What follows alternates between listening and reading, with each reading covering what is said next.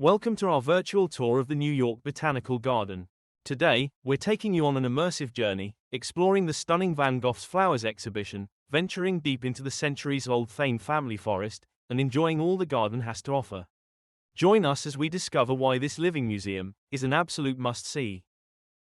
Arriving at the New York Botanical Garden, or NYBG for short, we were greeted by the signs for Van Gogh's Flowers and Starry Nights. The NYBG, established in 1891, is a 250-acre living learning space, located in the Bronx, New York. The admission fee is $35 per adult, and upon entering, you will find amenities including the gift shop, restrooms, and the Pine Tree Cafe. While $35 might seem a bit high, you can easily spend an entire day exploring and learning about the over 1 million plants. We decided to start our journey with a quick bite to eat at the cafe. It is a casual eatery, with a nice selection of soups, salads, sandwiches, and even straight-from-the-oven Neapolitan-style pizza. Next, since the gift shop is also right at the entrance, we took some time to quickly take a look.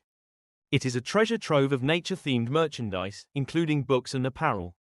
It is also a must-visit for gardening enthusiasts, as you can purchase live plants, seeds, and tools. We then ventured out to explore the amazing grounds. The NYBG combines historical architecture, vibrant biodiversity, and rotating cultural exhibitions, such as Van Gogh's Flowers, which is a vibrant immersive exhibition, featuring giant floral art displays inspired by Vincent van Gogh. The exhibit runs until October 26, 2025, and during that time, the NYBG has been transformed into a living canvas, inspiring you to wander through recreations of Van Gogh's iconic paintings, through live floral arrangements and large-scale contemporary sculptures. The park is massive, with more than 50 distinct gardens, collections, and exhibitions, so wear comfortable footwear if you plan to walk the grounds. The first area we explored was the Adventure Garden. Opened in 1998, Adventure Garden was designed specifically to spark curiosity in science and nature among children. Covering 12 acres, it includes treehouse structures, trails, and educational gardens. The area encourages play and observation, while connecting children to the natural environment. Over 175,000 kids and adults visit the children's garden annually, and it was just reopened in May 2025 after a renovation project. Its full name is the Everett Children's Adventure Garden, and is named after Henry and Edith Everett. It is one of the largest children's gardens of its kind. Built for discovery, you will find boulders for climbing and jumping, winding paths, and themed areas tailored to different age groups. There are also hands-on activities available throughout the year, such as scavenger hunts or potting plant seedlings. The next area we took a glimpse at was the Native Plant Garden. It is a beautifully designed landscape that celebrates the incredible biodiversity of plants native to the northeastern United States. It features wooden walkways and stonework surrounding a large, tranquil water garden. Small fish swim in the water, and if you explore the full 3.5 acres, you will find a number of interpretive signs explaining how native plants support local pollinators, birds, and ecosystems. As it was a hot day, we were happy to reach the tree-covered heart of the NYBG, the Thain Family Forest. Spanning 50 acres, it is the largest remaining remnant of the old-growth forest that once covered much of New York City. A walk through this area is a journey back in time, with a canopy of centuries-old oaks, tulip trees, sweet gums, maples, and other native hardwoods. This forest is home to some of the garden's oldest trees, including a 275-year-old red oak, and the mother tree, a tulip tree over 135 feet tall. This area has never been logged or significantly disturbed, preserving a rare natural environment in an urban setting. The forest follows Native American hunting trails and contains geological features left by glaciers from thousands of years ago. It was a key reason for the selection of the NYBG site in 1895, and the woods were preserved by founding director Nathaniel Lord Britton as one of New York City's most precious natural possessions. The forest underwent restoration starting in 2008, focused on removing invasive species and replanting native plants grown from seeds collected in the forest, which has improved the health and biodiversity of the area. Originally named Hemlock Forest, or Hemlock Grove, the forest was renamed after the restoration, as it was funded by John Thain and his family through a $5 million donation. From its earliest years, the NYBG developed with a dual mission: to build a world-class research institution, and to create a living museum of plants for visitors. Today, it continues to serve as a living laboratory and educational resource, where ongoing research monitors forest health, regeneration, and the impacts of urbanization and climate change. Thus, throughout the forest, you will find interpretive signs and markers designed to help you understand what you are seeing as you walk the trails. They explain ecology and habitats, water and geology, and wildlife you might see. The panels blend science, history, and storytelling, continuing to emphasize the original mission of nature preservation and education. Many newer signs in the forest include QR codes. Scanning them opens extra content, including videos, species lists, or augmented views of the forest. In addition to this rare tract of old-growth woodland, the 250-acre site was chosen by botanist Nathaniel Lord Britton and his wife, Elizabeth Gertrude Knight Britton, for its natural diversity of meadows and rivers. They were inspired by the great botanical institutions of Europe, particularly Kew Gardens in London, and successfully rallied support from New York's wealthy elite to establish this park to serve both science and the public. And with that, we reach the Hester Bridge, a historic pedestrian footbridge that spans over the Bronx River. The Bronx River is New York City's only freshwater river. It was known as a Quehung, or River of High Bluffs, by the Lenni Lenape people, who lived and fished along it for thousands of years before the arrival of Europeans. The river runs about 24 miles, from the Kensico Reservoir in Westchester County, to the East River, and it bisects the NYBG, for about a mile of this run. Geologically, it runs through the young, Bronx River Gorge, and features a small, but scenic waterfall. It forms a unique riparian corridor that supports diverse park wildlife. After crossing the Hester Bridge, we emerge from the forest, and turn onto Waterfall Walk, to head north, and get closer to the waterfall. It is a short walk along the side of the Thain Family Forest, before we turn to the left to head back in, returning towards the Bronx River to reach the waterfall. We cannot help but admire the lush beauty of this forest, thick, rich, and green. Seasonal river floods soak the ground, depositing rich silt and seeds along its banks. Today, the forest is also supported through active human management. Forest staff, interns, and volunteers remove invasive plants and replant thousands of native trees, shrubs, and herbs.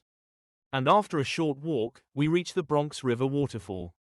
It is not a towering waterfall, rather a peaceful cascade of about 7 feet.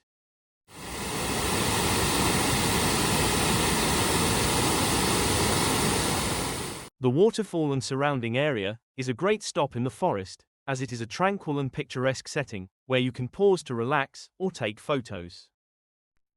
After enjoying the falls, we headed back out to visit the next stop on our tour, the Edible Academy.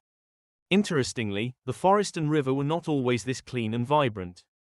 There was a significant period of decline during the late 1800s to early 1900s, when industrialization heavily polluted the river with waste from factories, mills, and dense urban populations. In fact, the small waterfall was originally a dam, built to power a tobacco snuff mill, which still stands just downstream as the historic stone mill building. Although we thoroughly enjoyed walking through the garden, and did our entire visit on foot, the park also provides trams you can hop on, to explore the grounds without having to walk the full 250 acres. They are open-air vehicles that follow a set route through the garden, and the journey includes a narrated audio tour while riding. You can complete a full 20-minute loop of the park, or get off at any one of the 8 stops along the route.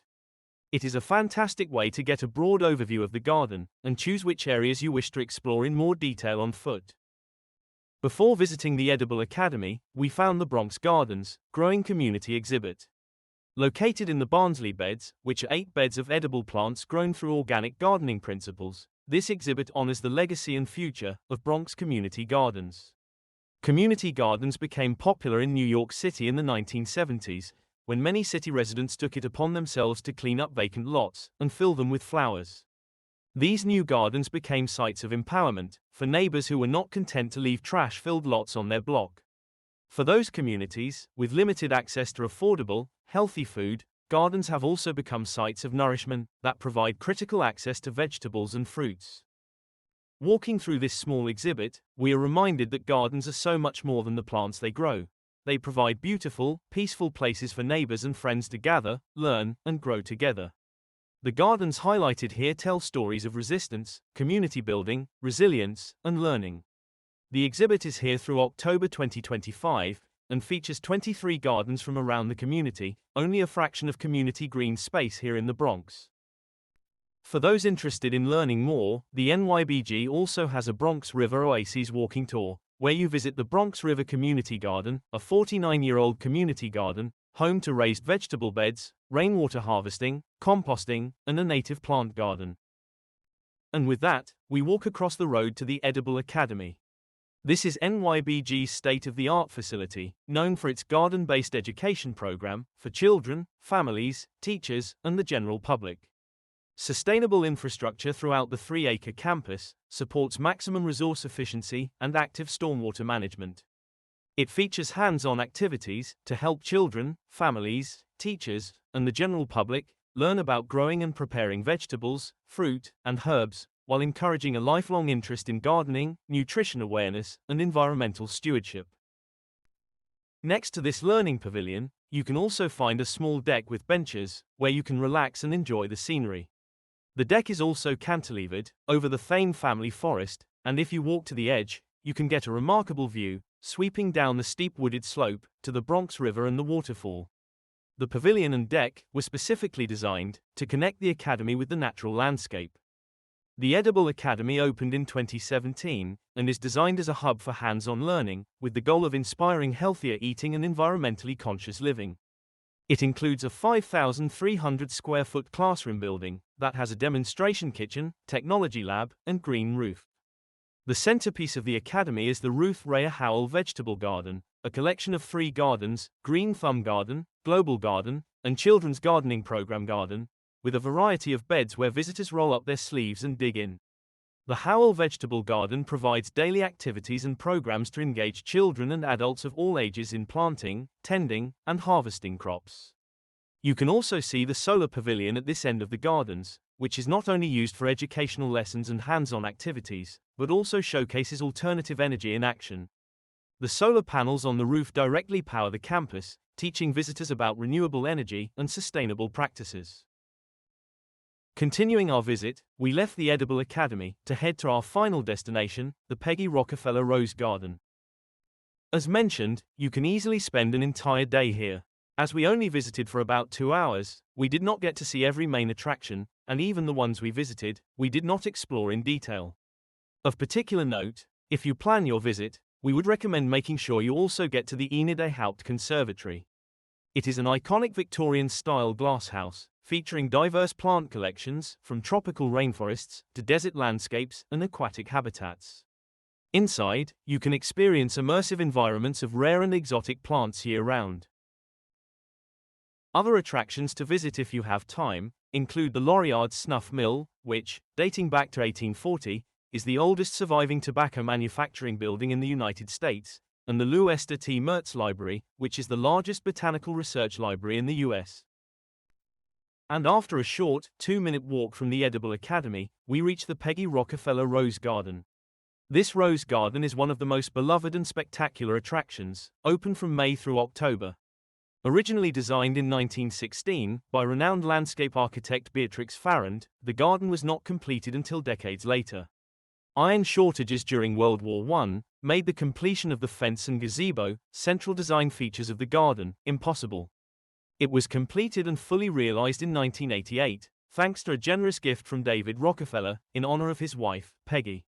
She was a horticulturist and conservationist who loved roses. Beatrix Farrand was a founding member of the American Society of Landscape Architects, and a leading force in her profession.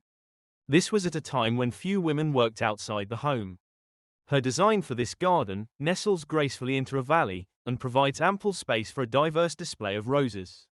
The original design for the Rose Garden included 90 rectangular beds. Today, there are 83 distinct beds, arranged around a central gazebo. As of 2024, the garden has a whopping 4,018 individual rose plants, which represent 37 different species, and 652 cultivated varieties. It is here that we unfortunately ended our incredible journey through the New York Botanical Garden. From the vibrant Van Gogh's Flowers exhibition, to the tranquil depths of the Thain Family Forest, we've only just scratched the surface of what this 250-acre living museum has to offer.